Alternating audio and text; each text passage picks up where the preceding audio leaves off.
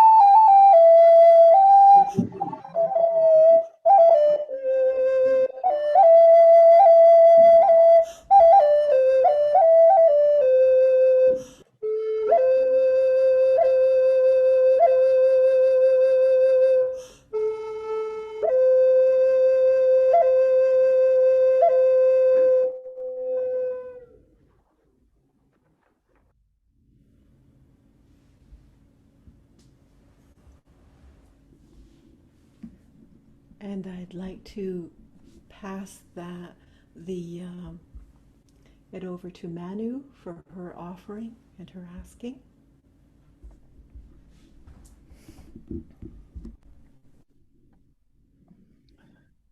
Mahalo, Vicky. Mahalo nui.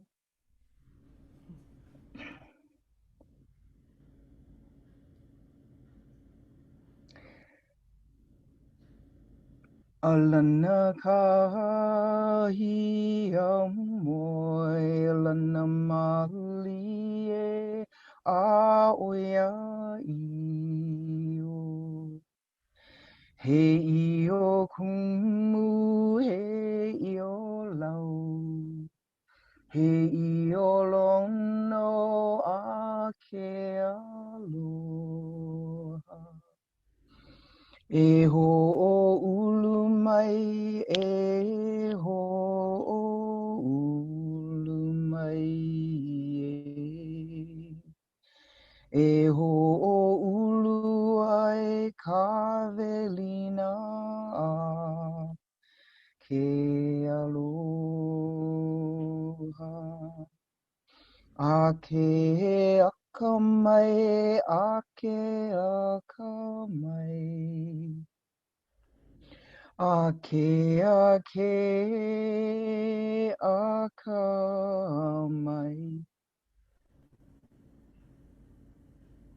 He no no kalahui. Blessings for this huaka'i we are on. Blessings for this exchange. I hand it off to you, Gregory.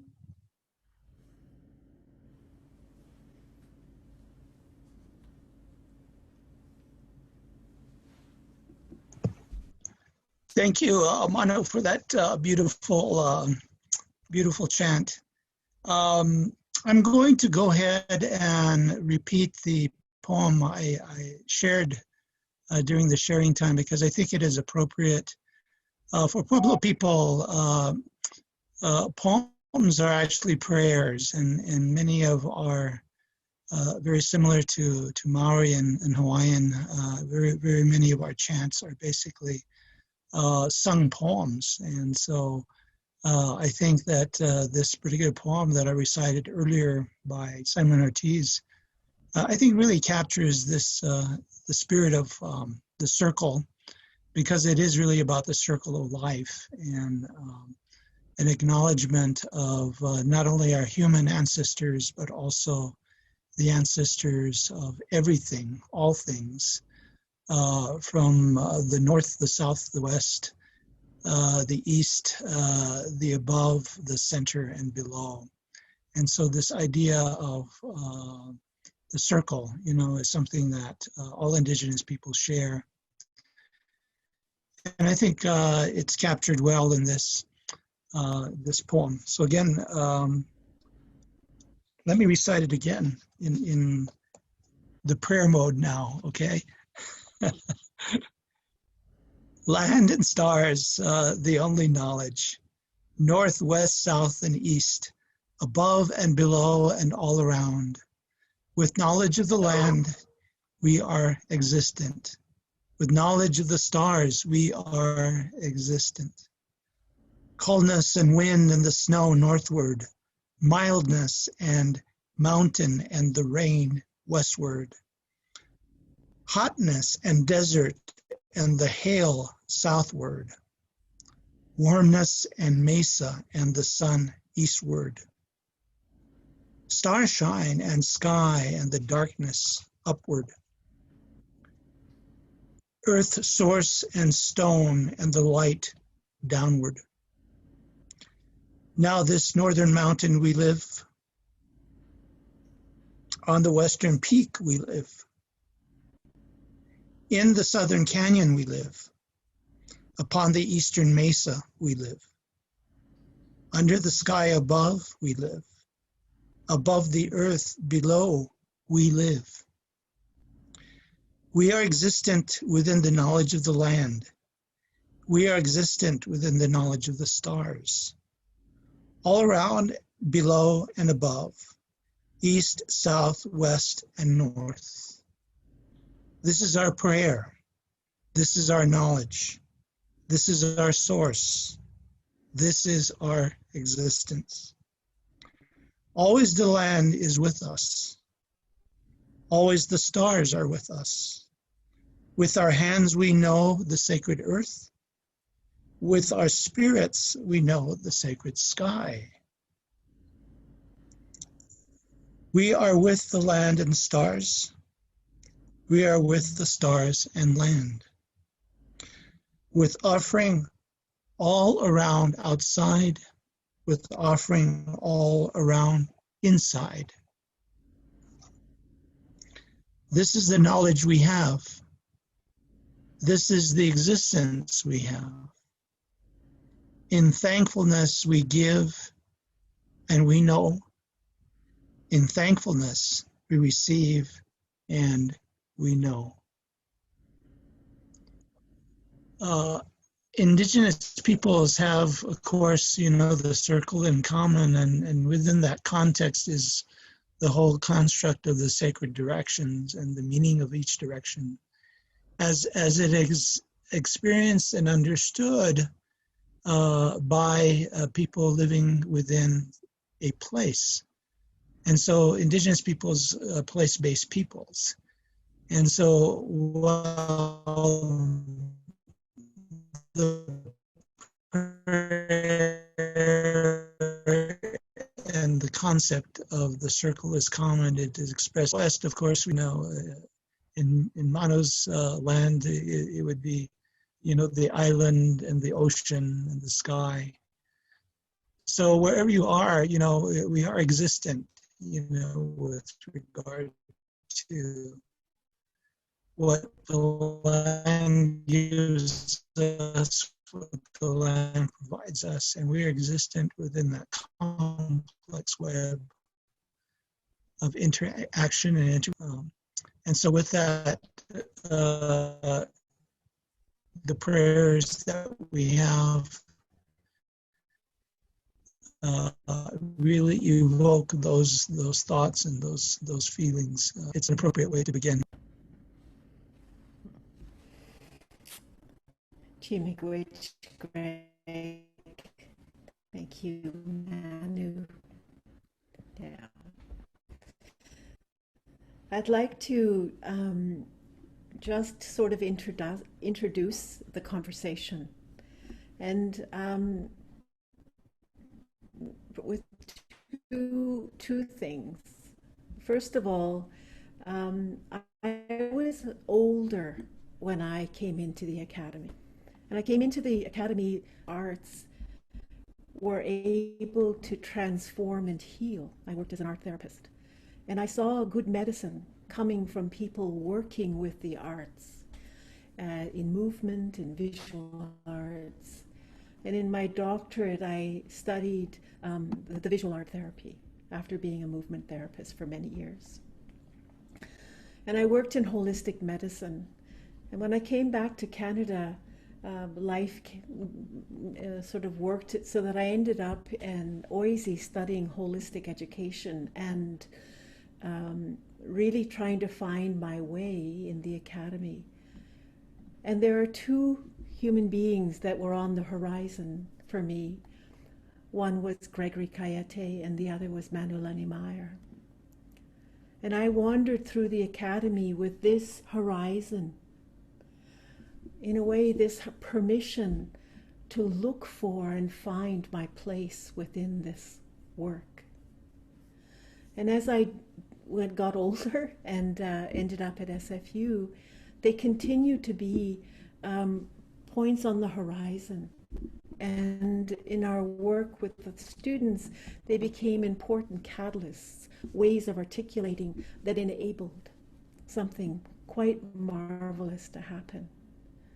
And so it was really an honor to be asked to be a part of this conversation, because these people in their walking, Manu and Greg, have given a kind of laid down a pathway that is very important to us as Indigenous scholars.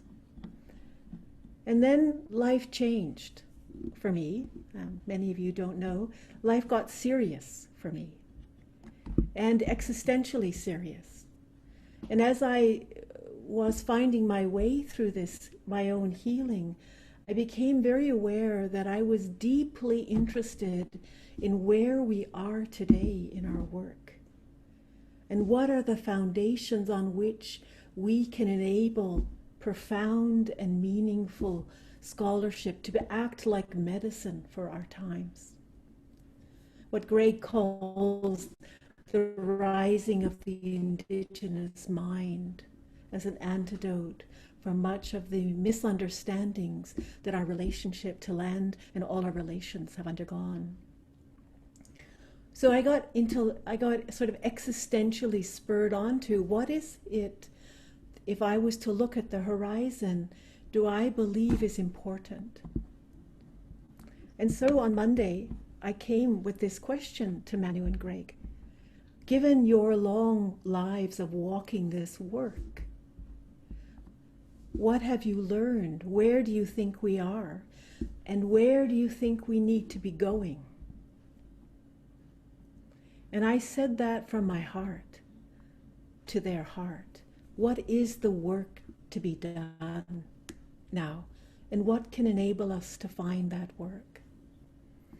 And so this conversation is an invitation through Manu and Greg and myself and eventually others in the circle for us to turn in a spirit of asking together collectively as a circle, how can we be useful to what lies before us and what lies before the generations to come, the young ones?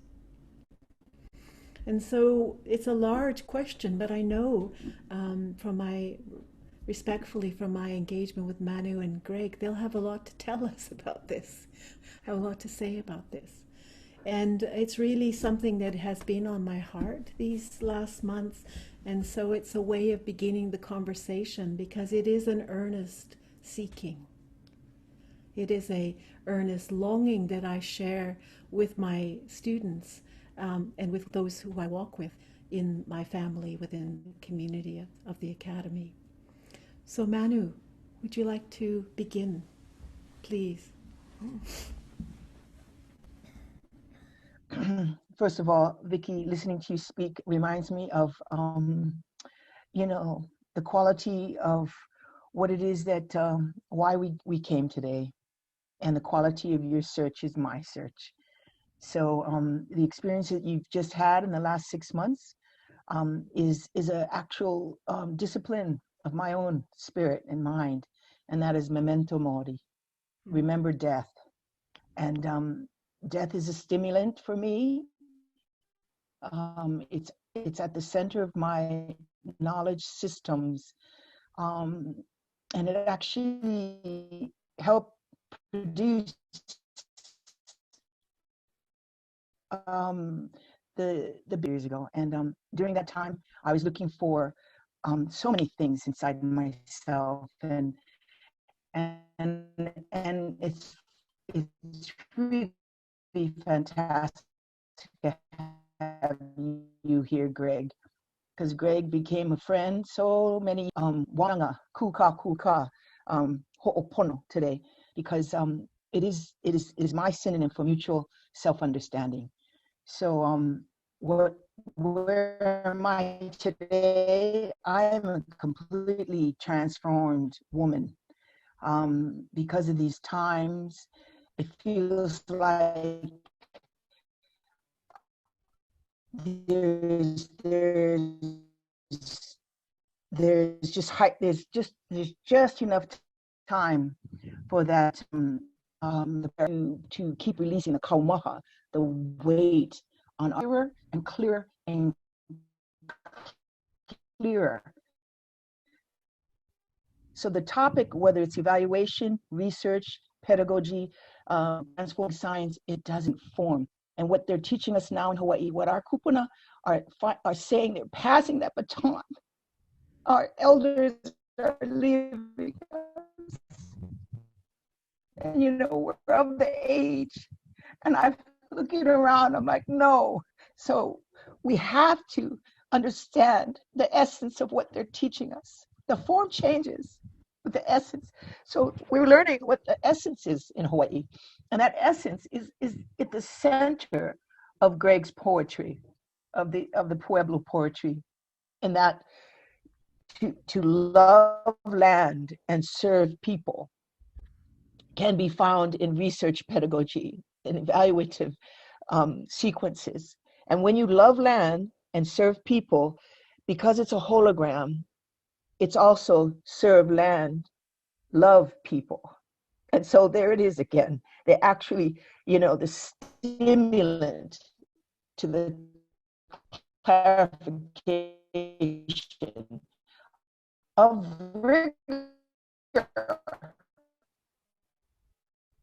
rigor, and that's the evolution. So we are bringing forth a Hawaiian vocabulary to describe the basic building blocks of cultural empiricism, cultural objectivity, whatever you call it. It's now time to bring in a different form of maturity in our seeing and in our knowing. So I've had to be clearer, kinder, and non-apologetic to the rigor of what the affective realm means in our collective evolution. And so we're introducing words like awamu kuliana, which is a discussion of the transspatial understanding of what happens when you come to a situation. How do you approach it? Your worldview defines how you approach it. Your worldview defines how you respond. Your worldview helps you understand or not understand something. And that is a discipline.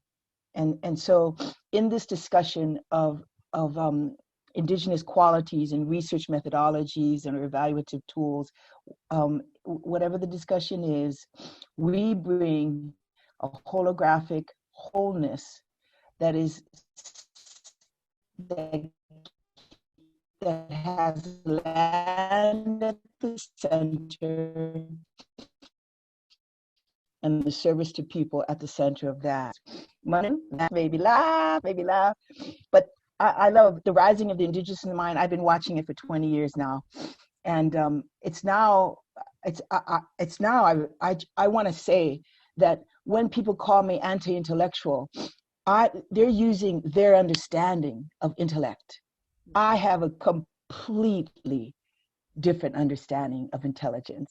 So I don't take offense to that, because rationalism is now quite necessary, but it's the low bar when you have to add love at the center of our transformative processes.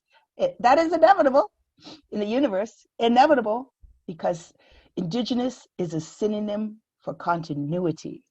It's not a racial discussion. It never was. It's a quality of relationality discussion. And so when we speak of indigeneity, we're speaking of the concepts of continuity, and the concepts of continuity are what Greg has been writing around for years. Your work, Greg, on what it means to be an indigenous educator is very formative. It was formative for me, and it helped contextualize the concept of simultaneity.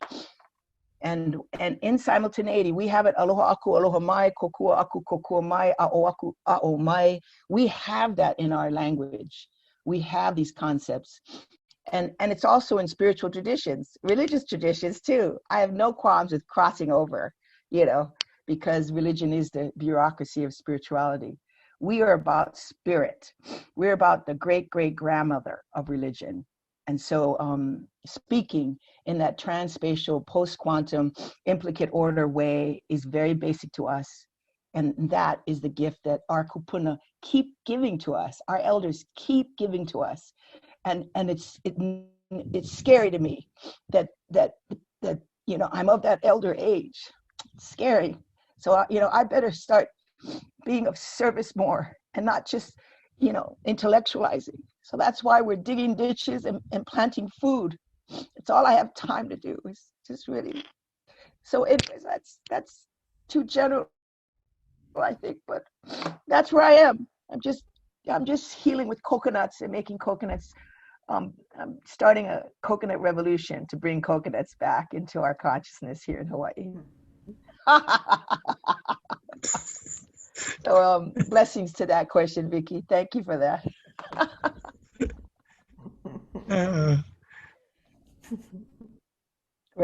Gregory? Yes, ma'am. Yes, ma'am.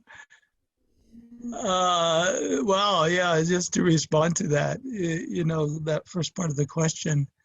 And thank you, Manu, for your thoughts and your beautiful words. I'm reminded,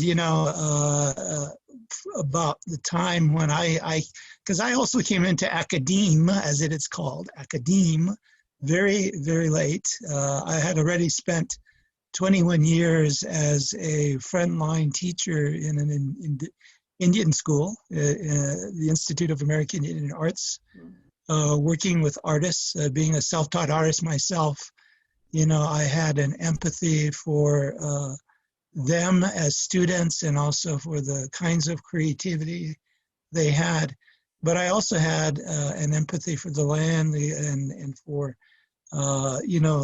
interaction of the land, since I was since I can remember. And so that's the reason why I became a so-called field biologist, a biologist in the field, as they call it. Yeah, very much. I think these times are very special, and it's a very important time for us as Indigenous scholars to really deeply, deeply reflect on what it is we are about. What is our vision? What is our vision? Where are we coming from and where are we going? I used the metaphor, so there's a lot of metaphors that I used in my very first book. But let me give you a little story. First, I started really with the question, how am I going to teach my own people, my students, who are at the Institute of American Indianites, to understand how science was always a part of our Native people's lives. But because of the way that it was presented and languaged, they resisted it and they didn't care for it because it was coming from a different worldview. So I switched the paradigm. I started to start with the Indigenous worldview and then add to that the Western worldview of science. And that one turnaround allowed students to really begin to thrive and to become nourished by I think that really their own creativity, their own sense of who they were, and their own sense of their own selves speaking to themselves, their spirit, and their Indigenous identity. So that started me very early on, studying basically what I was doing and trying to figure out what I was doing because it was working so well with my students. So that's what led really to a lot of the research. I was doing research all along, but I was doing research with regard to my first book, Look to the Mountain. And in the first book, I talk about this whole notion of climbing a mountain. I live right by a mountain, and we were surrounded by mountains in my village. So Look to the Mountain is a metaphor that speaks to the whole notion of vision. The trail that you take to get to the top of the mountain, its turns, its ups and downs, its challenges of topography. All of that, is a challenge and a journey, but it's also a kind of preparation. When you're on top of a mountain, when you look back, you see the trail you have come on, and that becomes your history. That becomes your sense of history. Where you are on top of the mountain is your sense of the present reality. And what you can see from the mountain, from the top of the mountain around you, the valleys and the other mountains, that becomes your perspective for vision, okay? So when we really talk about Indigenous education, and this goes back to the poem, it goes back to the circle, it goes back to the sacred directions that we all share as Indigenous people, is the idea of the comprehensive, that you can't reach clarity unless you understand something fully, completely, and comprehensively with your whole being, your mind, your body, and your spirit. And so this idea of clarity and comprehensiveness is actually very old among Indigenous peoples. Of course, we have various ways in which we've practiced this, that we've arted it, we've put into poems and prayers and chants. We've lived it in our own context. But the idea of the sacred directions becomes very important to think about, because it talks about comprehensiveness. And I remember an elder telling me, as I was starting my journey as a scholar, you can't know something unless you know it from all directions. If you know it you know it from the north, the south, the east, the west, the above, the below, and from the center, from your own spirit center. And then, because these are all orientations, you have a different view from those different directions. And it's only then that you begin to understand fully what you're trying to understand. It really is the full, taking the full circle of knowledge. And so that led really to the idea of making, having, that idea of vision, where it begins with asking, and then there's a seeking, and there's a making, and there's a having, and there's a sharing, and there's a celebrating, and then finally there's a sense of being a human being. And so that idea, of that creative circle of towards, beingness, becoming a full human being, was really the intent of, all forms of Indigenous education that I actually have studied. This is the epistemology that Mano talks about. This is the epistemology that I talk about. We live in different places, but it's the same idea from our perspective, okay, from our perspective. But the idea really is to become a complete human being as a man or as a woman. And so that really was the intent, I think, of indigenous methodologies, if you will, if you would call them that, in the context of our traditional forms of education, wherever you find them. Now, we're in a very special and very interesting space as Indigenous scholars, because first of all, those of us who went into the institution, so to speak, immediately, we were having to either defend our positions, get permission to do the kind of scholarship we wanted to, or being denied that privilege. We experienced a great deal of what today is called the structural racism of academia. That certainly continues, and in many ways, it actually is become more apparent than ever before. At the same time, Indigenous scholars have created a space for Indigenous thought, Indigenous inquiry, Indigenous ways of knowing that has never been a part of the academic community. It's still being very much, how should I say, challenged in a variety of different kinds of ways. But what is important about this time is that we are at a place, very much like the metaphor I use for look to the mountain. We're at a place on top of a mountain that we have climbed. And we are now at the place where we are looking out into the distance to see where we are next to go. And all of this, in all of this, we're faced with challenges. We're faced with challenges within our own community, within our own, how should I say, within our own worlds, within our own contexts of relationships. We're faced with the issues of climate change, the issues of COVID, which continue, and who knows what will come afterwards. So this is a very special place to stop and think and reflect about what is it next.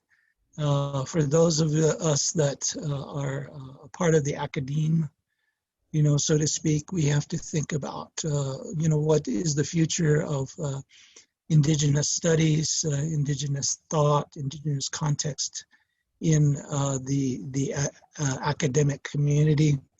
Even the question of, is this the appropriate place to be reconstructing Indigenous thought, Indigenous context, Indigenous perspective? Or is that a part of the changes that we have to go through, to move and sustain ourselves into the future? So all of these are questions, and they're questions actually that I know that a lot of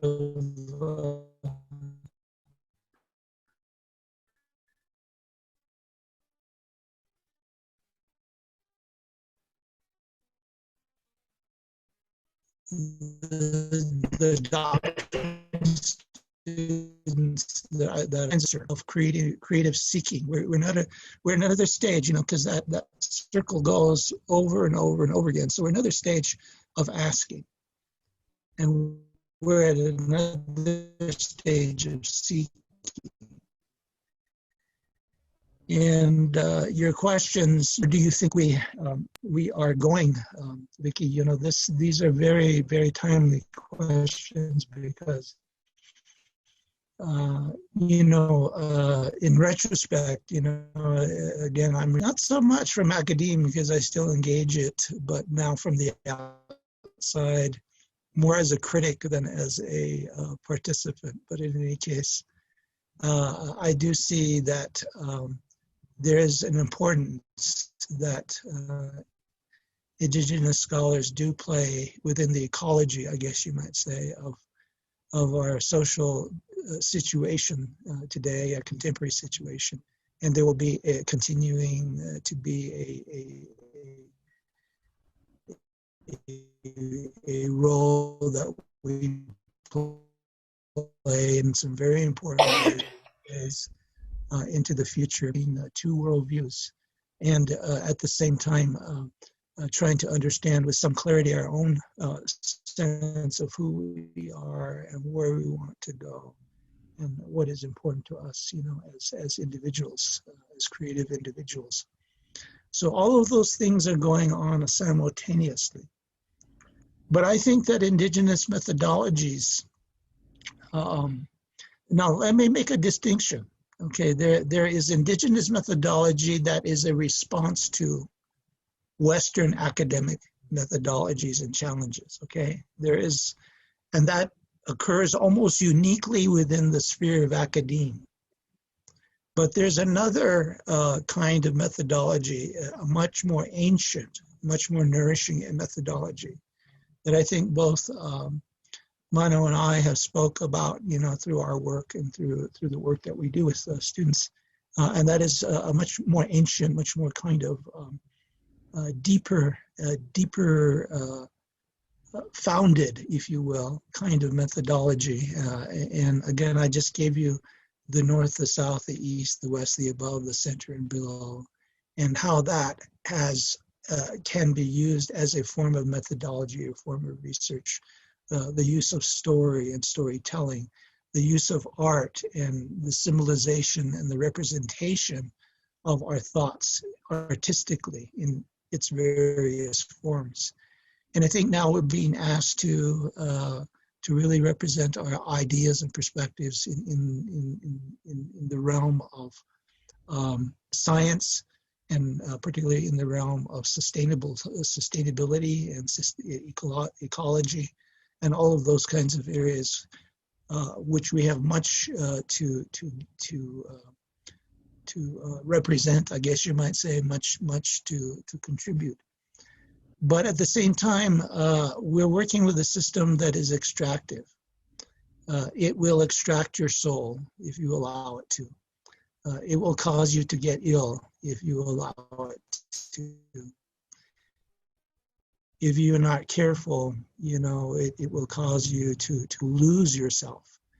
And so I guess I leave, you know, these thoughts with one of my biggest worries right now for younger academics, younger Indigenous academics, is this whole idea of them losing themselves within the grind, if you will, the grind of Western academia.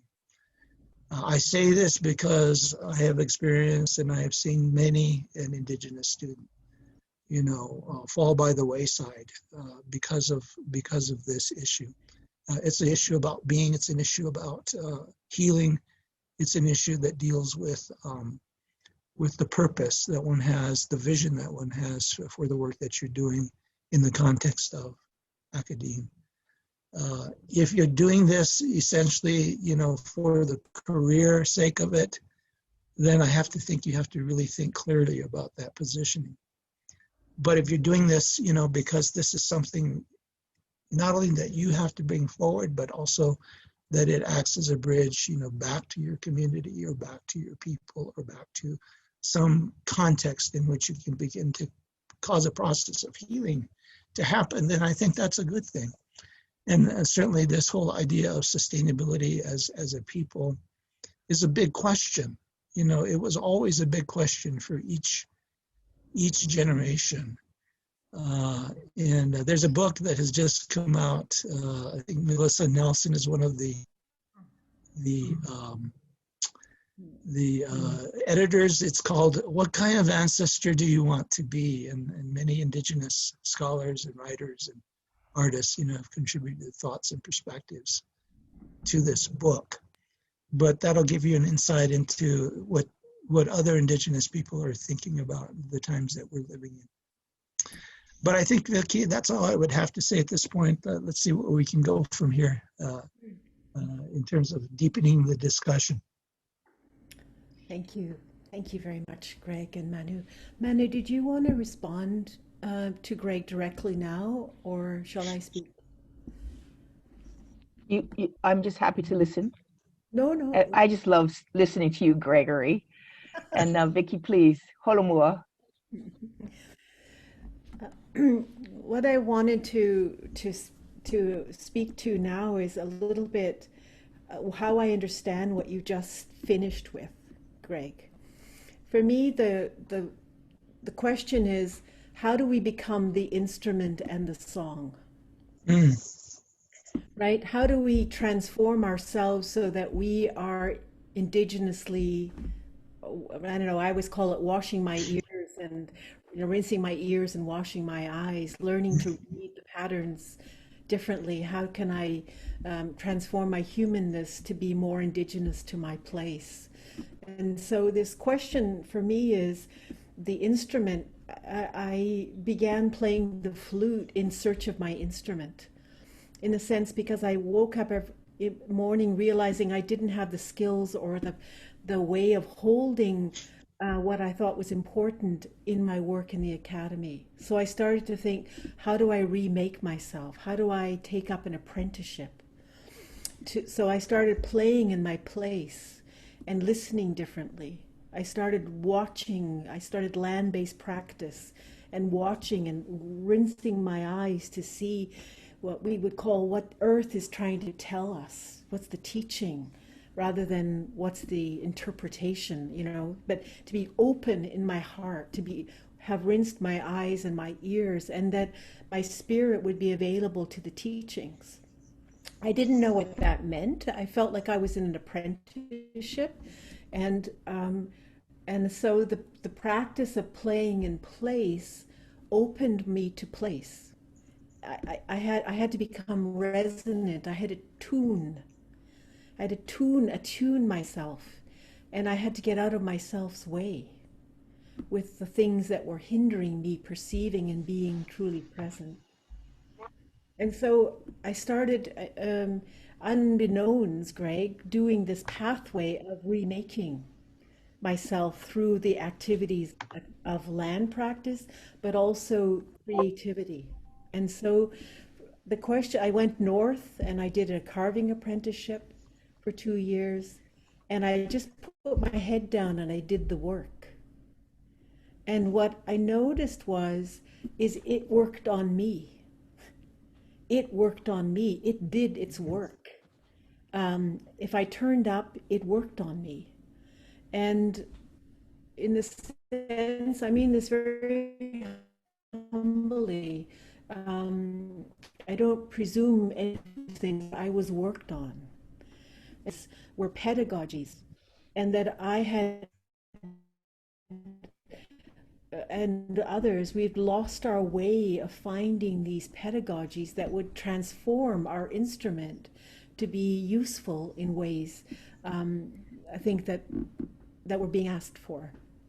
And so I would say nowadays in our language, I was trying to go back along that line that Robin Mulkimmer says, that road left of our ancestors, and picking up those practices and then learning how to hold knowledge differently as I walked forward. And so I had to kind of morph my being in order to learn to grow up as an indigenous, and where we were supposed to do this.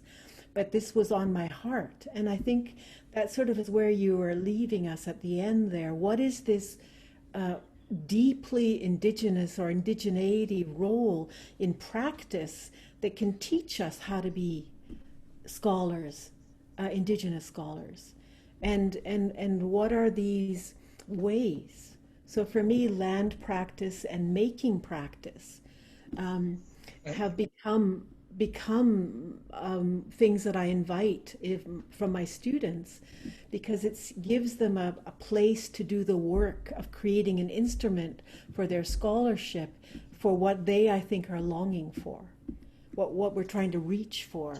And so it seems to me that there are methods, modes, protocols, ceremonies that help us to create a different instrument for knowledge. And these practices were given, are being offered forward from our ancestors and also from our relatives. When we really go out and sit in place, we are helped. So for me, this touches deeply upon where you sort of left us. For me, what are these, and I'm just offering, this has been my journey, but I've also understood these pedagogies are part of the pedagogies you were describing in your work. They're the foundations of practice that give rise to the indigenous science or the indigenous knowledge practices of a particular people in a place. So recently, I've been working with the Anishinaabe understanding of that, the Kiseotiziwin, the walking kindly and gently in kinship, or what Dwayne Donald calls Wakotowin, imagination, to be related in one's being to place, such that one enacts that kinship that is fundamental to our relationality. And so there, it's starting to come up in our scholarship, these ways of enacting them. They are specific to peoples.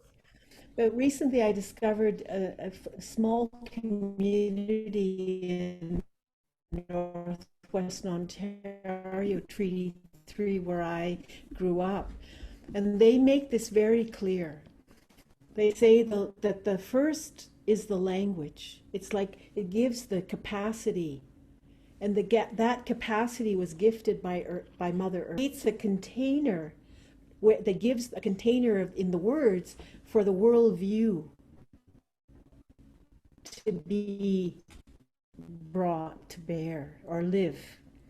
And so the language is that first, and the second is the cosmology of a people that's given rise in a particular place. That it is the elegant sufficiency, or what you call the spiritual ecology or cultural ecology of a place. And these are elegant sufficiencies.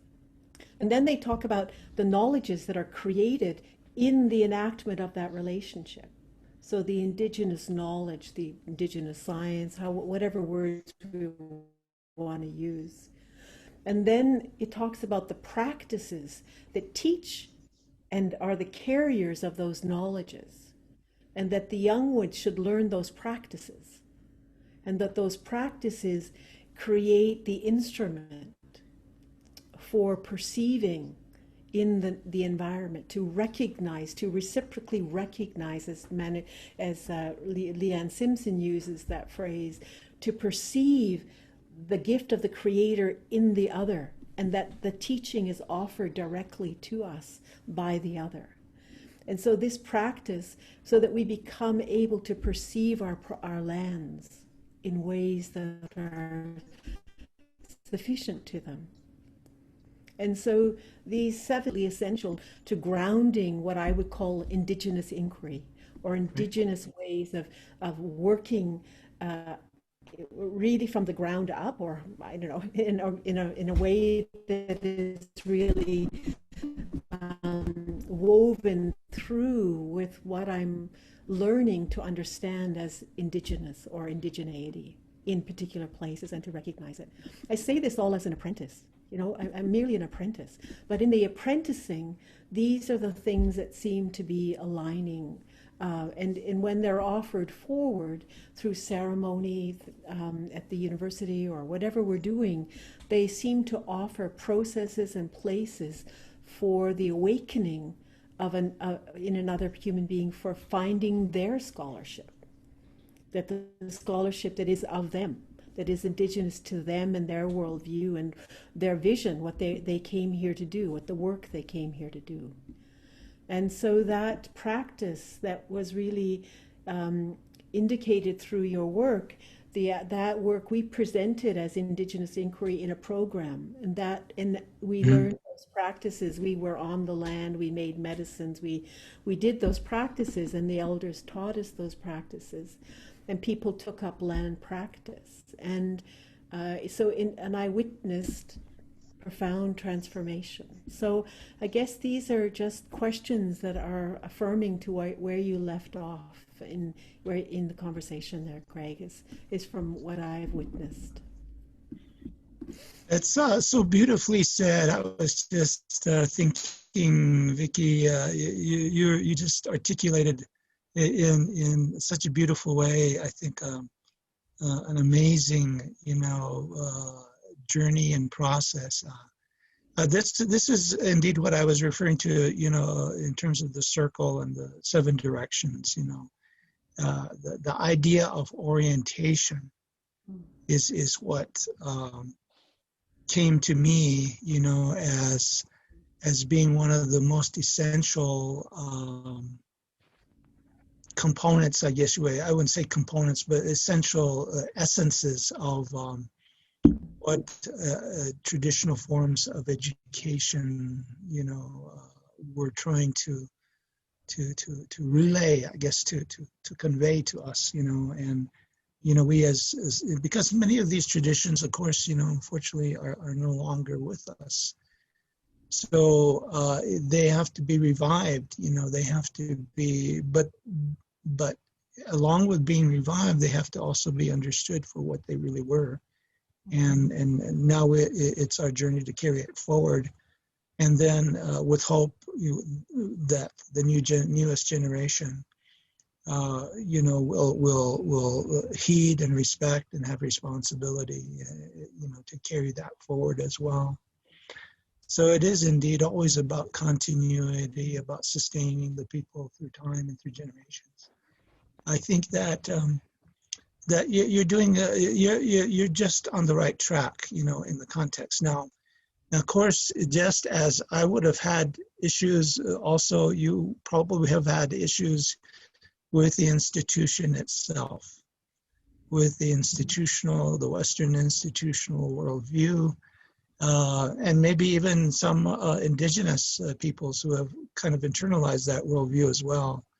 In terms of what is real education, as they would say, versus what many of indigenous scholars are trying to do today in terms of create that space within the university to critically understand our histories, but then at the same time to create a new form of indigenous education that moves beyond all of the histories of the boarding schools and even the history of the institution itself, and indigenous relationships to the institution and challenges, and move beyond that into something that is more nourishing and more vibrant.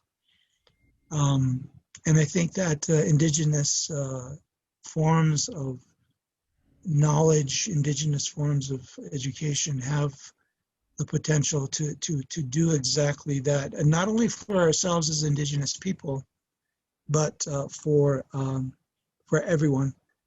But again, the real challenges are, first of all, getting our own indigenous people to believe that this is important, and this is a part of moving forward. And at the same time, to address the challenges that we continually face, working within that academia system. Indeed, Native scholars, I have found, wherever you find them in the world, are kind of anomalies within the Western academic system, because we do come with a worldview that is different. We do come with the affective mode of thinking, primed with that, and many times it's misunderstood. mistaken for lack of knowledge or ignorance. And now we're pressing the institutions to begin to own up to institutional racism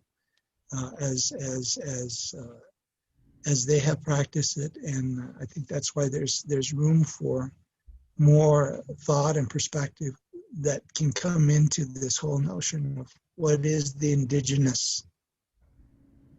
I'm not going to even use the word model, because model again is another loaded word, but what is the indigenous presence and what does that mean within the context of academia? If academia is going to survive into the next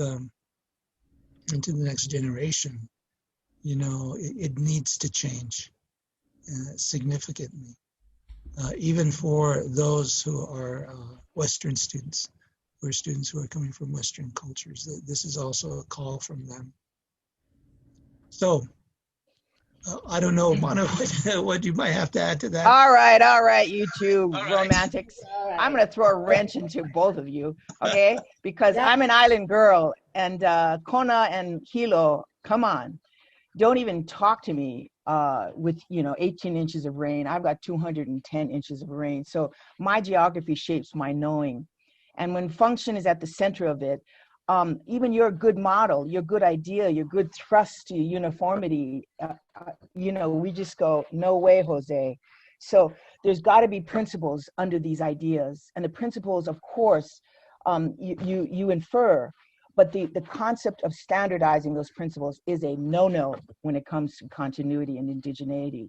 So we have to resist the assimilationist thrust to uniform everything. We have high standards, make no bones about it. I have high standards for the excellence of my students, but it actually is very different based on, I don't know, everything. So as an epistemologist, in the last 25 years, I've really come to understand it's more to do about hermeneutics, and that it is about the interpretation of those people in that place. And even franchising a good idea is disempowering to the next community. So even if it's a good idea, you guys, don't give it to us until we articulate it in our own disposition, our own DNA, our own language. And as a language scholar, I have to tell you, we here in Hawaii, we don't say languages first. The kupuna said years ago, the context of Hawaiian is out, it's gone. We have to, we have our knowledge language keepers, but I'm telling you, a lot of them are ho'oyo, they're arrogant, they're self-serving, and they're not connected to land. So I refuse to believe that language. We say it's about languaging. You have to live into the embodiment of the words. And you can tell when people sing our language. You can tell their essence, or you can tell whether it's a transaction. So there is a discussion that even language can't come to the concept of continuity. And for us to think we can, that's an academic, that's taking that, we took the blue pill. I'm in the red pill, man.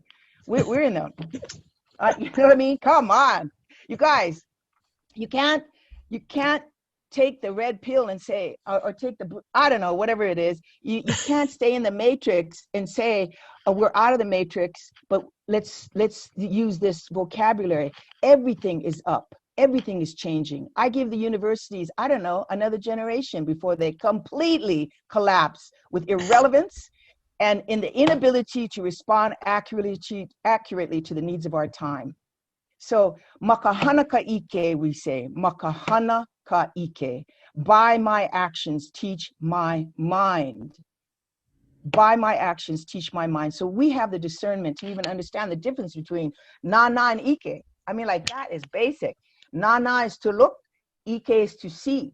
Ike is to see. Ike is our word for knowledge, and it's a synonym for consciousness. We are in a moment of intersections where we're going to develop consciousness or not. So so I don't want to get sucked into Is this indigenous or not? The answer is no. No, unless you are speaking from the specificity of your own place and people on vocabulary and dreams and history, you do not know the type of oppression. And yes, you do, but no, you don't. And yes, you do, and no, you don't. If we do not know, as Rumi says, that we are the disease and that which cures it, I love that when you said that, how do we become the instrument and the song? Well, all I'm interested in is healing. That's all I'm interested in, is deconstructing prisons, planting food, and reconstructing our systems of knowledge so that we can empower ourselves. And not, when people still say, I want to empower you, I'm like, get out. Like, you know what I mean? No one empowers anybody. You empower yourself. And it's the distinction of our languaging. And so now we say, I can speak Hawaiian in English.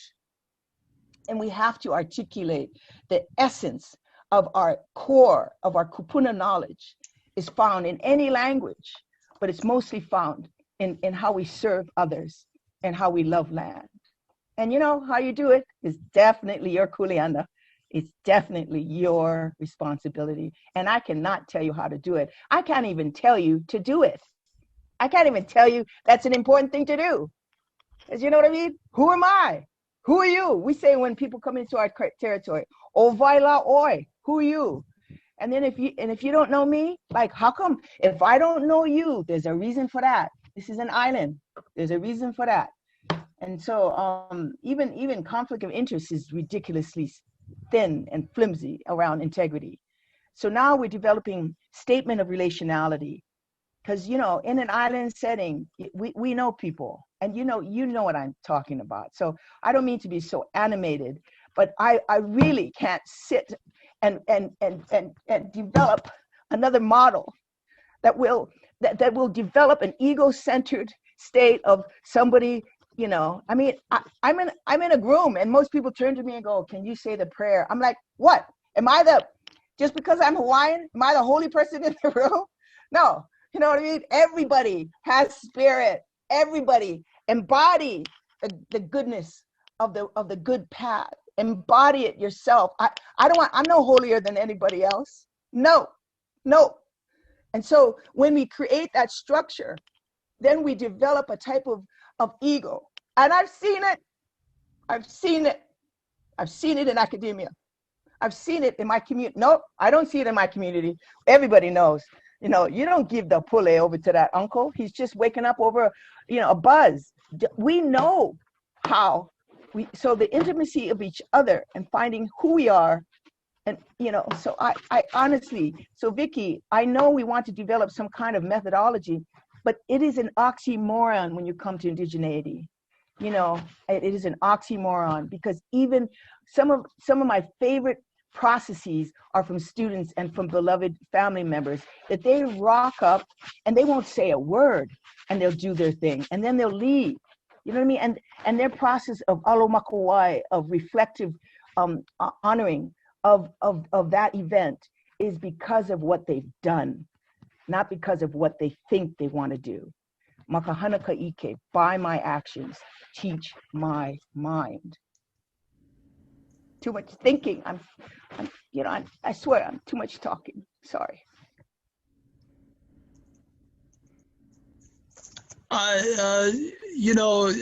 Manu, I actually agree because I've experienced the same thing, in the context of, looking back, as I'm getting older and having to admit my age, but nonetheless, looking back, I see both in academia and also in our own communities. So this is, and I was actually going to bring that up, Vicky, in the sense that I also see how academia works itself on indigenous people and communities. So this is kind of that challenge, right? We have to really begin to think about what kinds of things are important, especially during this time. What is important? Because, as a biologist, I'm not sure if it was my fate, but, I know how to read the reports of global climate change, from the perspective of the Western scientists. And every indication, leads to the same conclusion that we are in a lot of trouble, as a species. I look at my communities and some of the issues that we've had in our communities, and I have hope, of course, but I think that one of the best ways, to really engender some of the things that we're talking about, and not to negate the space that has already been created, within the institution, because that's important, and in many ways we are also products of that. But what is important now is what I'm calling a pedagogy of Indigenous community. What is it that we need to do, and how can we contribute to really raising up our own communities, wherever they are, and the people within those communities to once again become self-reliant,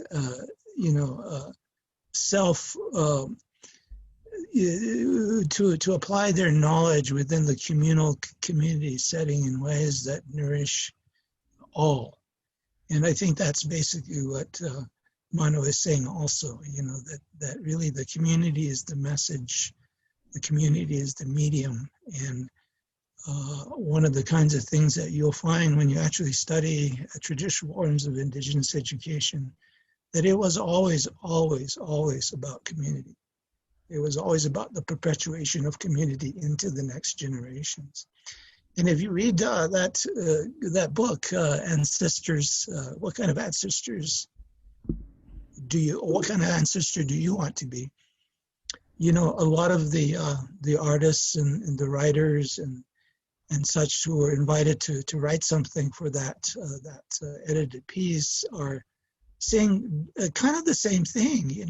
Go back to who you are as an Indigenous person, and understand that and move that forward. The most important of which is to become a good ancestor, an ancestor that can be said that this person helped in some very important ways, to perpetuate the people, the traditions, and the community.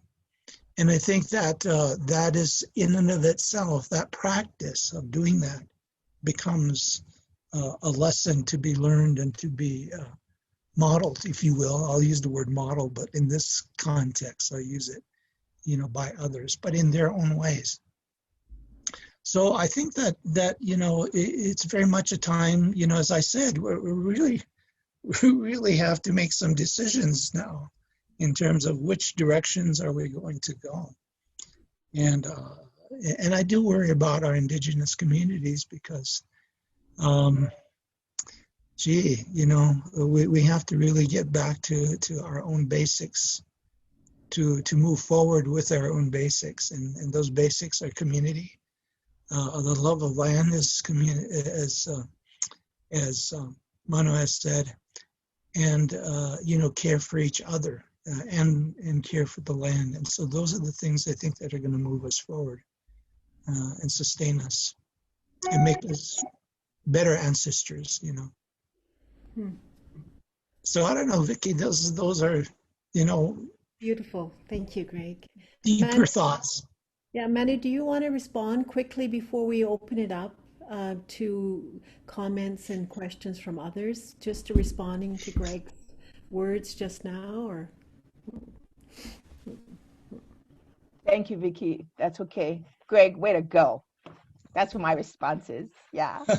And Vicky, thank you. I love you. I love you. I love you. I love you. I love you. So I think it would be a good time to check in with Virginie and Patrick, who've been watching, if people have raised hands, if they'd like to speak. Could I suggest just like 2 minutes, that this Okay. deep conversation also brings on, bodily needs. So maybe just about 5 minutes. 5 minutes. Okay. Okay. Yeah, it's 5 after 7. All right. Bodily needs. I love that, Greg. Yeah. Okay, are you gonna start drinking now, Greg? Okay, here we go. I'll Hi, Virginie. I'll put it on Hi, Hello. you I'll put it guys. on a timer and then I'll Oh my gosh, I was in the middle of Honolulu when Vicky called. Oh my gosh, it's like what? And I'm never late. I'm never late. It's just so No, interesting. don't worry, I was like, Manu. It's so oh, confusing, right? There's these Zoom oh. links and all the different times. It's very confusing. And then you jumped ahead, right, you guys? That is like, it just makes time an illusion. So if you can do that, it's super illusionary. Yeah. Yeah.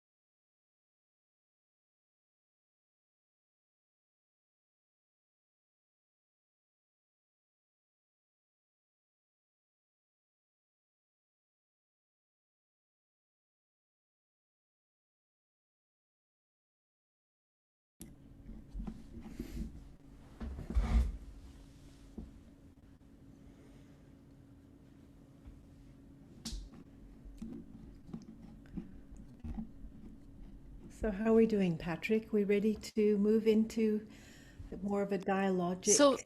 yeah, so Vicky, I'm looking at the chat, and interestingly enough, maybe because of the nature of this conversation, people are just expressing thanks for what was being said, and maybe we could open it up also to people who want to intervene directly without going through the chat, which can be a weird way of, yeah. But I'm keeping an eye on the chat for sure. So maybe Patrick can help facilitate the raising of hands, which I won't see. You can. So Yeah, we both see it. So yeah, we're both Yeah. looking at that now. I could get things started. please. Maybe I'll provoke something. Go ahead, Patrick.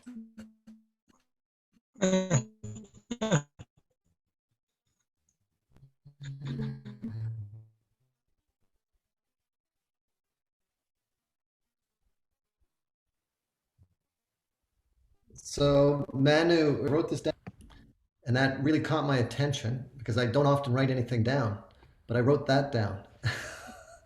And I was wondering if you could speak a little bit more about that.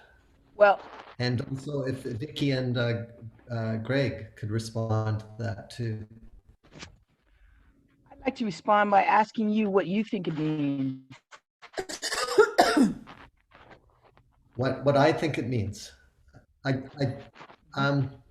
well, when I read it and I was thinking, when I heard you say it, and then I started thinking about it and some of my own work and my work with graduate students and my ongoing struggles with having to defend storytelling and the importance of story and narrative research, and that there really is a rigor in the arts, in the emotions of being, of all those things that historically the academy and science has at best shown some appreciation for it, but they can't inform us about life. Whereas I think it really can inform us about life and our place in this world.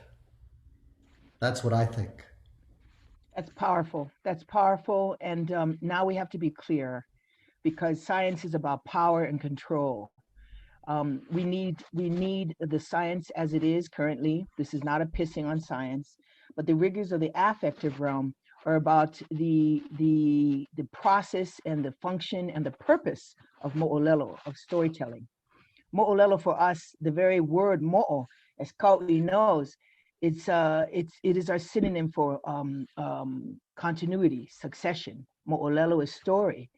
Mo'opuna is grandchild. Mo'okuauhau is our genealogy. So honestly, I don't care what academia thinks. We have to be steady and see around the world that the processes that sustain us, sustain meaning making, sustain continuity, sustain common sense, are no longer scientifically driven. We just think they are, and that thinking, once it's shattered, there's liberation in that. So you know what I'm talking about, and you are aware. So I've been evaluating PhDs where they wouldn't allow a PhD to be written unless you had a T. What do you call those? I haven't seen a T, unless it's quantitative. Now you can do qualitative. So that's only happened in the last 20 years, you guys. So now the star belly sneeches, we've got little stars on everybody's bellies. You can get a PhD now and get a star on your belly. And then everyone wants different, you know what I mean? It's kind of like, so, now I see everybody with their star belly sneeches, and then the star bellies want something different. It depends on how much money you get into. So I don't want to play that game. I want you to be clear about the purpose and function of meaning making specific to a group of people that makes us all better ancestors. And then be clear in academia. And that's rigorous. The affective domain is very difficult to pin down in language. You know what I mean? And they call us soft scientists, like, oh, that's so cute, soft. So I don't ascribe to the language and the definitions of many, many words and ideas. And the first one is epistemology. And stories and narrative is basic and fundamental, and the ABCs of a good life lived. And if academia says no to that, we're seconds away, everybody, from the collapse of our universities. Seconds. And you must know that, and you must have faith that we are part of that transformational process. That I don't want to shore it up. I want to transform it. I want the anthropology department to collapse into sociology. I'm just like, just call you guys sociologists and give it a day. You're all sociologists anyway. Study your own people. So I'm not angry. This is, release the Kraken kind of thing. So of course the affective realm is rigorous. Of course it is, because aloha is our true intelligence. And once you get that, like, the party's on. Like, yeah, what does that mean? It means everything. You know that line in I Love Huckabees, when they were talking about the sun was setting on the grass, and then it says, what does that have to do with anything? And they both say at the same time, everything and nothing, everything and nothing. You know what I mean? We are at that crux right now where people say nothing and we are saying everything. Our awareness of the beauty of the sunset across the prairie means everything to us, everything. And that type of rigor must be shared. Our kupuna said the world is going to survive in three things. You got to have a vision, and then you got to emotionally transmit an accurate message. Okay? Emotionally transmit an accurate message. So they didn't just say, they didn't tell me, okay, Mana, just transmit an accurate message. No, they said do it emotionally, because they know at the heart of my messages is love.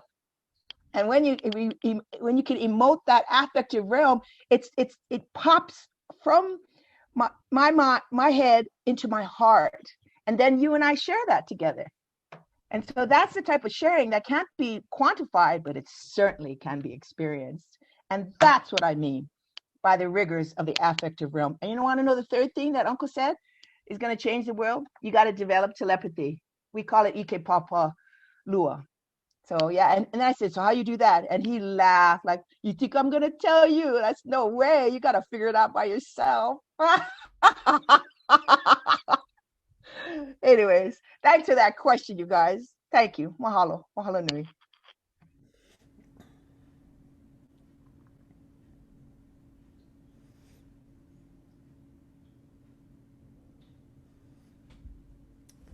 Please, Steve, please. Yeah. Steve. Yeah, this is just a wee question here, just something around personal curiosity. I'm working with some Maori academics down in Aotearoa, New Zealand, and we're having a look at, I guess we conceive of it as the ill treatment of Indigenous academics in the university system down there. It's a hot issue for all sorts of reasons in New Zealand. And we're trying to shape this, and, according to various understandings, it's quite a bit of work, but I think worthwhile doing. I think one of the things that we're coming across is this sort of phenomena which we've sort of described as an onticidal bullying, where essentially Indigenous academics are being told that nothing you know is worth knowing in this space, and this is communicated in so many ways. It's so utterly destructive, and through talking to various Indigenous folks who try to make their way in the academy the world over, this is not strictly a New Zealand phenomenon. It seems that sort of the presence of Indigenous knowledge and why that's rejected in the academy is not so much about a lack of understanding, but because it highlights certain hypocrisies within the university system, at least as far as we British conceived of it, 1,000 years ago, or whenever Oxford and Cambridge got started. It was about having that rigor, which extended to inviting all forms of knowledge into the system. And what's emerged over the last millennia is this real jealous guarding and privileging of a very narrow slice of knowledge. And I think that Indigenous knowledge is often a standing rebuke to that. It highlights that for what it is, that colonial reproduction of the same old crap down the generations. It occurs to me that if universities are ever to recover their original project and rigor, they need these ontological and epistemologies. Universities need Indigenous academics and research. And I was just wondering if anybody would care to comment on that, or am I, just some thoughts there? Steve, I'll go ahead and try to address that. I'm very familiar with what you're talking about. Familiar with what's going on with Maori and also what's going on in other universities, even there in Canada, with regard to Indigenous scholars and some of this issue or this underlying assertion that absolutely nothing you know or say is valued in this space, and you're very, very much right with your, very right on, with your assessment of why it is what it is. And I think that's why I say that I've always said this, that the Indigenous in the academy is the anomaly, and even when I was going into academe, 26 years ago, it was so noticeable. It was so obvious, and I know that many Indigenous scholars, Indigenous students, struggle with this.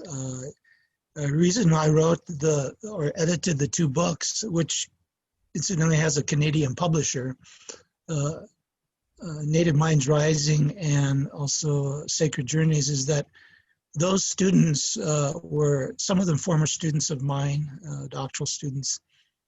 And what they were putting forward, they were being told that, oh, this isn't publishable, or this is not worth publishing, or they were having just really difficult times with the academic presses, and getting their publications done, and in their voice. If they did get it published, it was 12 revisions plus, before they got it in. And so, I offered, that space, an alternative way for students to actually get something of their work published, but not in an academic journal, but in a popular book journal. And so, this notion, this is an issue that Western academia is going to have to work out for itself. I'm thinking to myself, Indigenous people are going to, continue to create the space that we have already started to create. We're going to continue to do more of the work that we're doing. And we're going to do it in that academic space, but also outside of it. Now that I am outside of that academic space, I'm advocating work outside that academic space, because I think that has been long neglected, and I'm wanting, some connection between our Indigenous academics and community, where their knowledge can be appreciated and where they can learn and where they can share their knowledge in a place where it's nourishing and where it has impact. And I think that's happening, but I want more of that to happen. But in terms of what's going on now, it's purely what you have critiqued it as. It is an extension of colonization, in this case, in the intellectual world. And indigenous thought, indigenous people are an anomaly within that system and have always been. But what's really exciting for me is that there are enough indigenous scholars now that are creating a space outside the institution, you know, to begin to do the work that we know we need to do and to do the sharing that we need to do. So that would be my response to this. I think that it's going to play out, you know, it's going to play out, you know, in Maori, in New Zealand. It's going to come to Canada, whether you know it or not, and it's going to certainly come to the U.S., even though the U.S. is much more entrenched, I guess you might say, than probably anywhere else, you know, with regard to these kinds of, you know, just acknowledgement that there is such a thing as cultural racism, and particularly as it impacts our knowledge systems and impacts our indigenous knowledge systems. Vicky, can I respond? Please, please. Steve, aloha mai kaua, aloha mai. You know, in 2005, Linda Smith asked me as the first international, you know, scholar for my sabbatical at Naupaea Te Maramatanga. And at that time, she was right in the middle of developing 500 Maori PhDs in 5 years. And I wanted to see if that's what we wanted to do in Hawaii. You know what I mean? And after a year, and you know, they were close to, they were basically, they did it, 500 Maoris in PhDs in 5 years. And what I found in that time, I remember sitting with Linda and saying, Linda, congratulations, you got your 500 Maori PhDs in 5 years. 500, you guys. And she goes, okay, Mona, that's the good news. I go, yeah, I got some bad news. You know what the bad news is? You've got 500 Maori PhDs.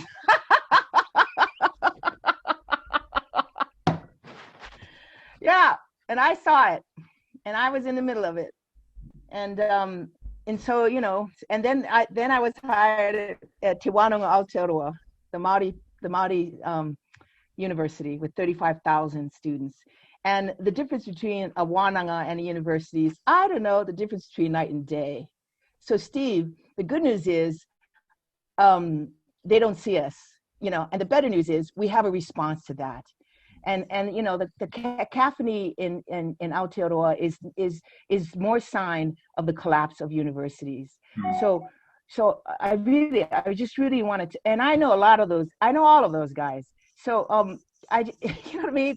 They're like younger than me, and it's kind of like, and Linda is not one of them. Linda did not get into this; she was dragged in. So you got to know that. And so her story is completely different. And I know all the players. And so for me as a growing elder, I just would have to say to my younglings, you know, quit whining, start in a Wānanga, do your due diligence, and develop a different system. They drew me into Te Wānanga Aotearoa to develop the very first Masters of Applied Indigenous Knowledge, where Greg and Vicky, were you were totally in there too. You know, I just would drag all my friends to be the advisors to the students and into their projects, their land-based projects. And so when that's the good news that we don't fit in, Steve. That's the good news. So, you know, I've been at this so long that do I really want to fit in to this system? No. Do I want my students to feel like they're going to be, you know, peachy fabulous when they get their PhDs? Absolutely not. You know, I want them to feel uncomfortable and work through their conflict so that there can be harmony.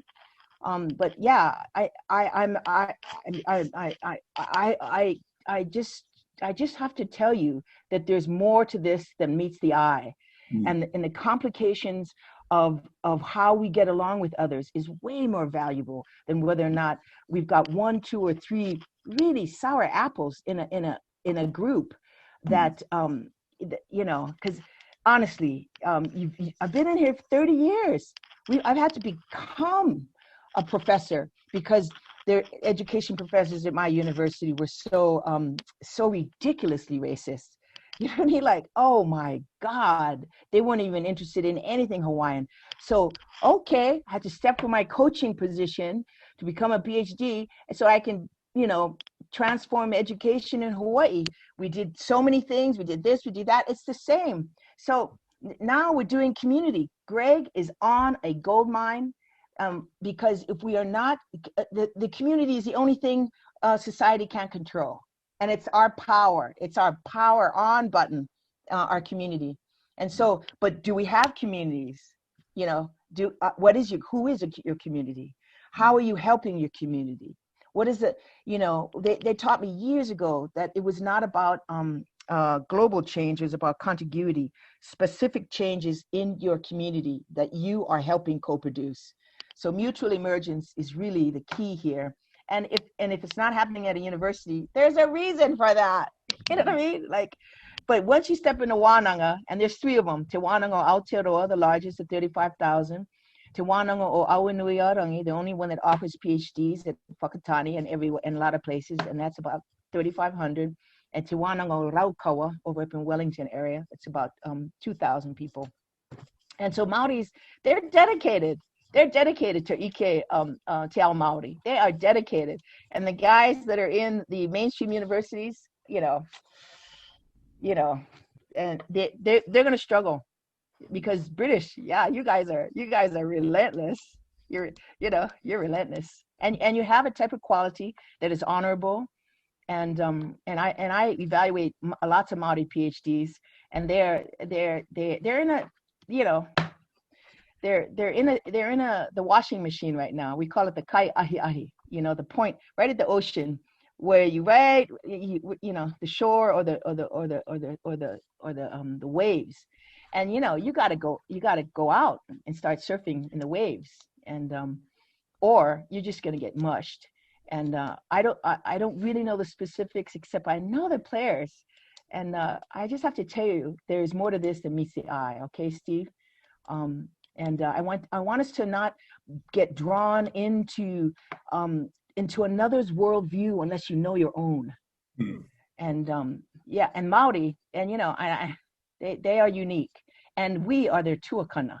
We are their elder sibling, and we kicked them out 1,000 years ago. And oh my gosh, I know why.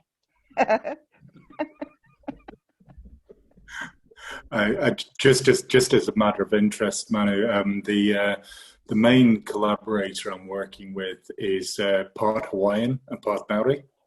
So she knows something about sort of, she says she's a child of the Pacific, she's part Samoan as well. So she brings a lot, a lot of understanding. It's great to learn. Nice.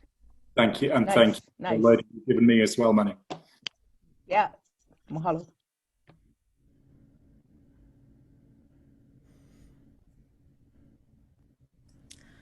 Manu, I just wanted to say, you just said we don't fit in, and that's the good news. And that makes me happy to hear that, because often it feels like if you do something, that doesn't fit in, you're not part of the mainstream, and therefore you're doing something weird, right? So the collaborations that I've been involved in between Indigenous and non-Indigenous scholars and artists are all kind of weird things, right? They don't really fit. And I just got the news just now as I was listening. I got this news that, this book that I just wrote, and that really relies on Gregory's Kaihite's scholarship, Manu Meyer scholarship, and many others, Deloria, of course, all the great Indigenous scholars and different generations, Sean Wilson and Maggie Kovacs. That's what I've been try to build on, to try to make a space as a non-Indigenous scholars to honor this work. They just told me that I got an honorable mention, and they explained honorable because it's kind of weird, but they want to recognize that there's other ways. So I'm thinking maybe there's some hope. We can keep trying, and we can help each other to keep trying within and without the university. So just some hope coming through that for me, and I wanted to share that with you. Virginia, mahalo nui. It was Krishnamurti that taught me that it is no measure of health to be well adjusted to a profoundly sick society. And as a mentor, as a teacher, and as a world scholar, to hear that for the first time in 1989 changed my life. So I'm going to say it again. It is no measure of health to be well adjusted to a profoundly sick society. Mahalo. Thank you, Krishnamurti. Yeah, thank you, Virginie.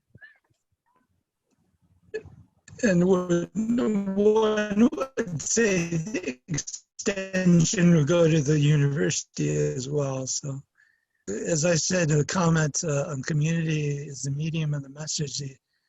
If you really study, humankind, you'll realize that it's really the communities, and the sustaining of community that has had the impact. They're the lasting, imprint of human beings. Civilizations are not. Civilizations come and go, and they come and go, like waves in the ocean.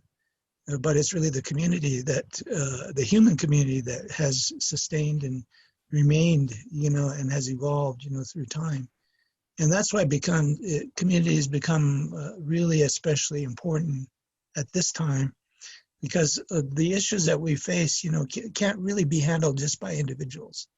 It's not the individual written large. It's really communities acting, together for a common good, for a common sustainability. And so those are the kinds of things I think that are the messages that certainly our young people are hearing outside of the university. So just as many non-Indigenous students, will contact me or make comment saying how frustrated, how saddened, how totally disoriented they feel within the Western institution. So this is not just an Indigenous issue. This is by far, it's an issue of the young, and they are searching for alternatives in so many different kinds of ways. And I think, the universities really better wake up because they're especially with regard to, issues like, or what are going down in New Zealand. But also, as I said, in Canada and also in the United States, these things are happening as well. They don't make the news as much, but they will in time, I think. But communities are really the sustaining feature of human culture. It's not civilizations.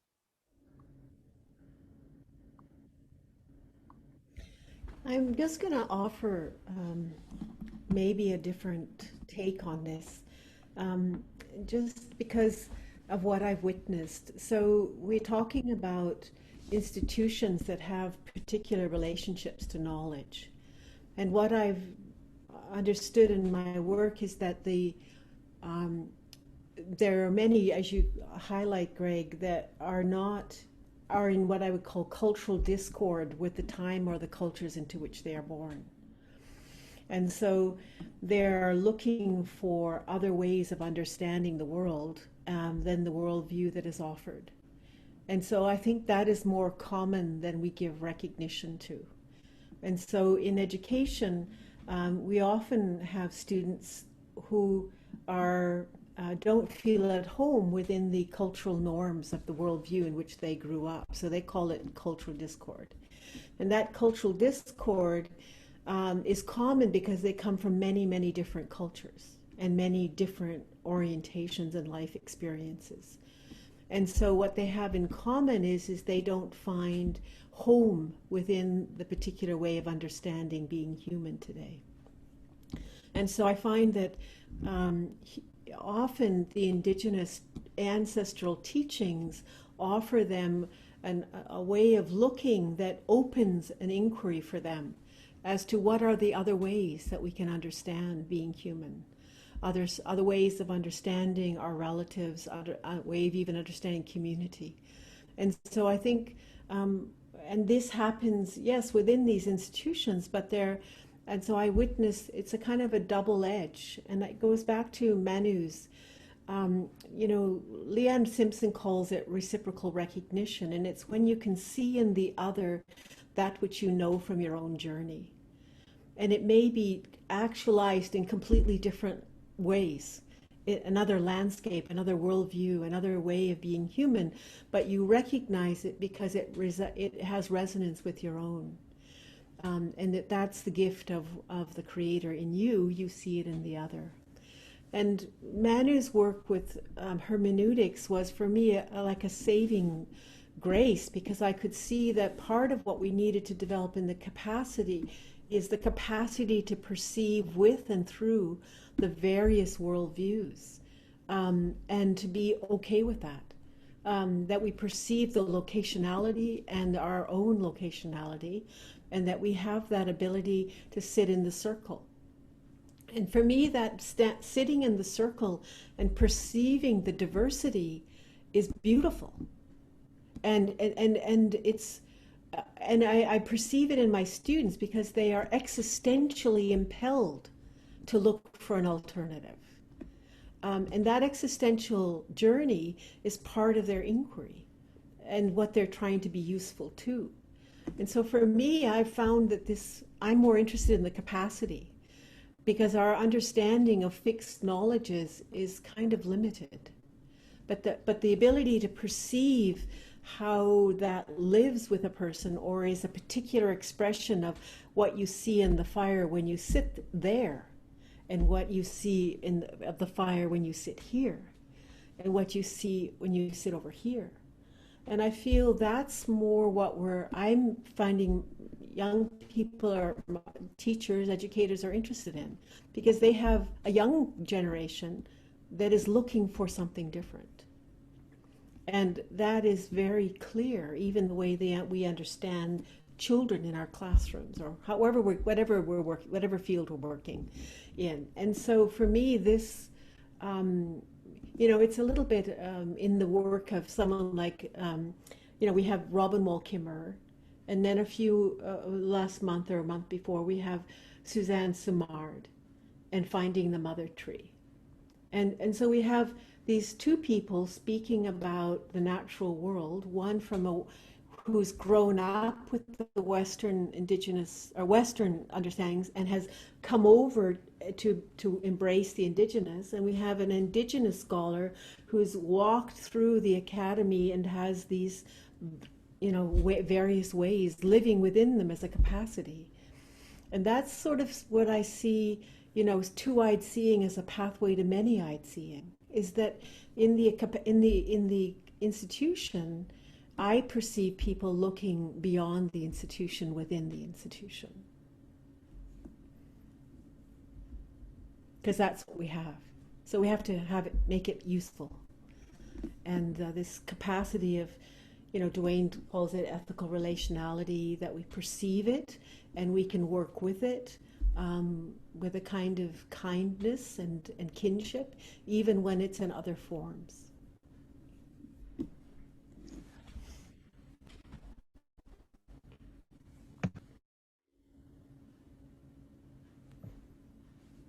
Yeah, Vicky, I agree. I see the same thing. I see the same thing with my students. I think different institutions are different in a lot of different ways. Some institutions are not as far along these lines as others, you know, in terms of just being open to different kinds of programs. But I've seen the same thing, you know, with many of my students, you know, and I think those are very important. How should I say that the indigenous provides a very important kind of perspective that many of them have been craving, but have not had a place where they could really, you know, engage with it. And so I think, you know, it also speaks to how the next generations will transition into a new society, new civilization, if you will, if we have that opportunity, you know, in the context of, you know, our current challenges with climate change. So I think that you know, from my perspective, I've experienced and seen the same thing with many of the students that I've worked with over the past. the institution, it provides a context, right? And how you use it creatively is really up to you and the students. But of late, a lot of institutions have tried to, apply their power to that space, that important space, and that's where just maintain the status quo. Yeah. And I think that's where a lot of suffering, a lot of conflict happens, within the institution. I know it happened and happens in mine, and I'm sure it happens in others. I think it's important to really begin to create, and this is that vision to the future. Okay, we don't know what the visions. There are going to be multiple visions. That we will see multiple perspectives that we see from the mountaintop that we can experience, and I think that's where all of us are, and especially our students. They're looking out into the horizon to see what kinds of things are important and what's going to sustain us. So yeah, I would say I parallel your thinking, in that regard.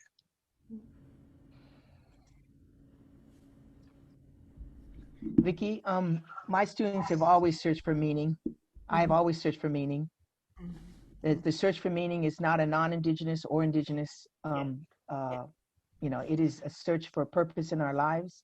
It is a search for our own excellence. So in the first week of class, I tell my students, and I haven't taught in 10 years, I said, tell me your grade, and if they say B, I call them up that night and go, why do you want a B? What are you not going to do? And then I don't even grade anymore, because excellence is its own reward. And once you get that ono, that taste, that excellence is not an external idea, that excellence is its own reward, then they are more curious about their own evolutionary moment. And then Paulo Freire taught me, talking dyads. It's about the dialogic, not the dialectic. The dialectic is words like argue, defend. The dialogic is, what did you mean by that? And these are actual English terms that speak of common sense with relationality at its core. And so these are synonyms. So now I don't even talk about Hawaiian epistemology anymore, because it's all a hologram. So now this is what we say: holographic epistemology, native common sense. It's stuff that we all know, and we come to it with our own search for meaning, or what Greg has described as the creative circle of beingness. Yeah, but nowadays you got to ask the right question.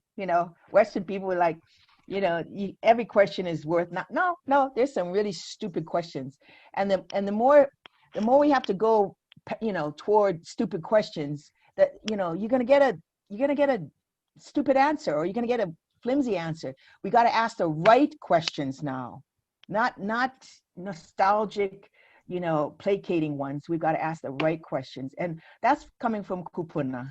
And Hawaiian style is, and you don't even ask the question until the kupuna's pau, till the teacher's done. And then you ask your 10,000 questions.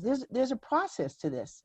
I've been in classrooms and, everyone just asks too many questions. And, we always like, it's not appropriate.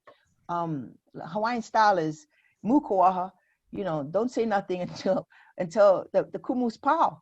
And then you come and ask your 10,000 questions. And so, we've gone the extreme where I'm standing in line and a mother asks a 3-year-old what kind of meat she wants. And there's, 32 varieties of meat at the deli. So, I think the Western world has misconstrued the concept of and that's us, that's me, that's, I see it. Our youth hold our future. They do not hold the wisdom. Our youth hold innocence. Our kupuna hold wisdom. Our youth are about innocence, and that is beautiful. But our kupuna hold wisdom, and that's the notch of continuity. And once you take that away from a society, you have literally knocked them at their knees. And so everyone wants, oh, you should have a 7-year-old in your curriculum committee. I'm like, yeah, okay, 7-year-old, mukuaha, you can come, but you know that 7-year-old's gonna want a bubble gum in the middle of the field. You know what I mean? So our children hold innocence, and when they're searching for answers, oh my gosh. So expose them to wisdom seekers, to wisdom holders, and that could be through books, through videos, through actual experiences, through the sound of a flute, through the privacy of your own, overnight journey into solitude. So we here in Hawaii are launching the concept of ho'opono. Ho'opono is the ability to speak truth, speak goodness, and actually, because everybody wants ho'oponopono, ho'oponopono, ho'oponopono. And there is definitely aspects of ho'oponopono flying around, but it's an aspect. But we're simplifying it so that we can give people tools. And the tool is, how do you know yourself to be able to recognize when you lie? And, just that practice has helped my students, you know what I mean? But I've had to do it myself. And I learned it 20 years ago, and I am such a liar. And once you figure that out, you're gonna find out, why am I lying? I don't know, because I want you to like me, because I'm a woman, for whatever reason. So mutual, we call it ho'opono. When you ho'opono, when you make goodness come from your actions and your thoughts, you in essence mutually self-becoming. That mutuality is that reciprocal recognition that, and that is really ultimately simultaneous, that as you sow, so shall you reap. And that's why holographic epistemology is a synonym for native common sense. And that is, there's a physical world, a mental world, and a spiritual world. And it's our job to embody that spiritual world, to express it in every aspect of our food making, our food preparation, our singing, our impatience with our students when they turn into, it's a me story. You know what I mean? Like, okay, that's it. Serve your community for another 6 months and then come back and talk to me. So, you know what I mean? I don't know why I have so much impatience around, some of these students, but, I've had a student tell me, why do we have to learn about the moon phases? It has nothing to do with me. And I basically said to her, okay, see me after class, okay? Because, we're gonna have a good talk, a good discussion. But she didn't want to learn. She didn't want to learn. And you can't, Hawaiian styles, you can't teach people that don't want to learn, And so she was able to leave the class because she needed to, because learning the moon phases is the ABC of bringing people that are disjointed from land and sky and ocean into a relationship. And, but then again, maybe it's not. She just wanted to get her nursing degree, So, but, anyways, I just want to say the search for meaning is a phenomenon of humanity. And we, as Native peoples, the indigenous world does not have the corner on that market. But what we do have is a lot of common sense on how to help people to get to that process.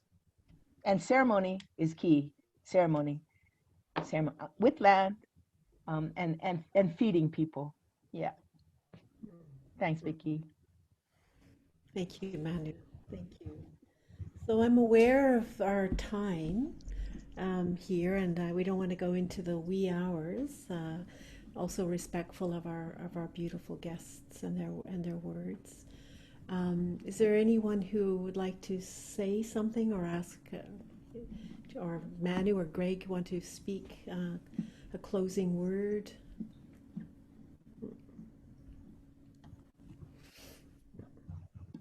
Joseph?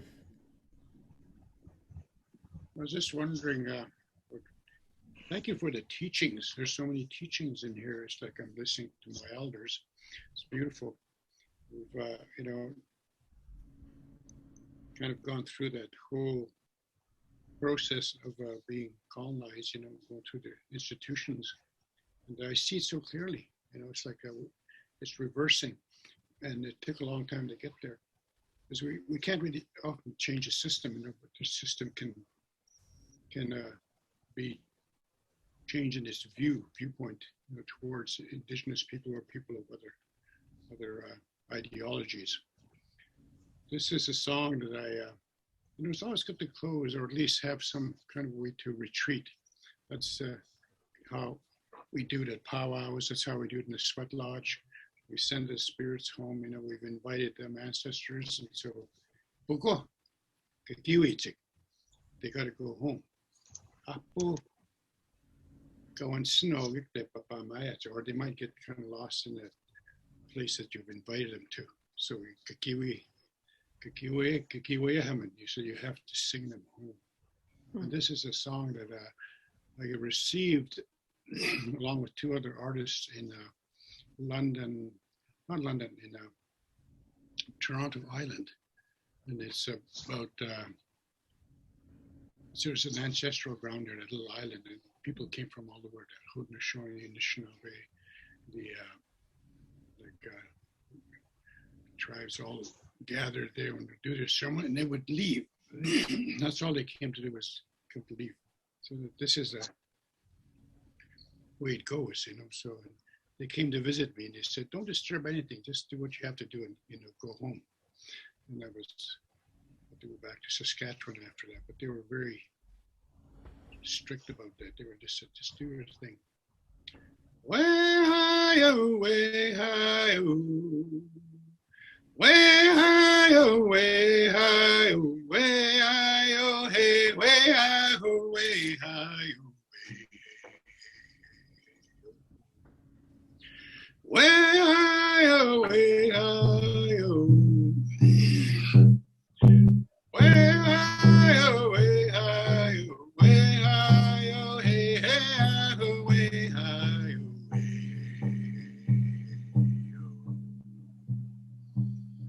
Namo yaudai, biwanatoyan, dibiake, bewitapsundan. Epengamutayan utaski.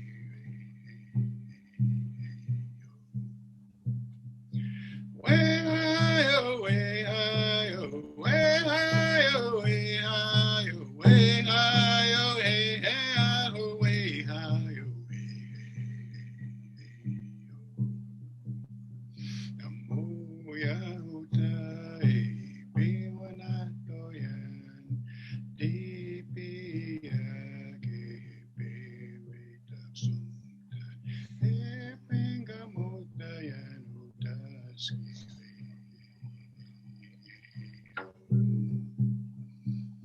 I didn't come here to do anything, to disturb anything. I just came here to tie things up. I just came here to sing to the land. Way hi-oh, way hi-oh, way hi-oh, way hi-oh, way hi-oh, hey, hey, hi-oh, way hi-oh, way. Namo yaudai, bewanatoyan, dibiake, bewitapsundan, epengamotayan utaski, way.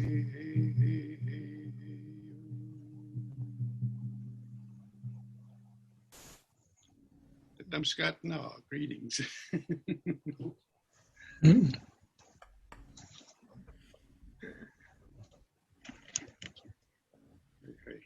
That was an emotional transmission of an accurate message.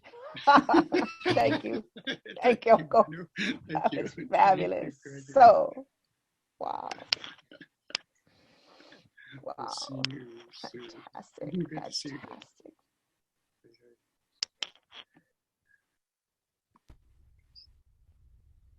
Is this when we leave? Yes, I think so. Okay. Okay, got the flute out. Okay, let's wrap up. Let's keep Want to say thank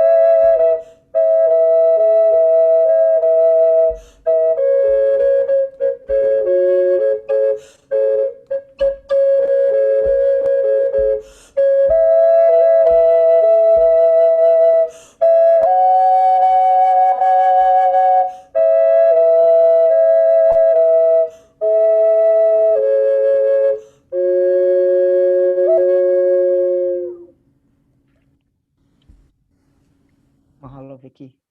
Aloha, everyone. Thank you, Vicky. How beautiful, how beautiful. Yes. Bye, Kau'i. Yeah. Bye, Virginia. Birds in Love your you guys. Thank you. Make Bye. good. Well Thank done. you so Virginia. much. Gregory. Be with life. Be with life. Steve Wilderness. Greg. And Debbie.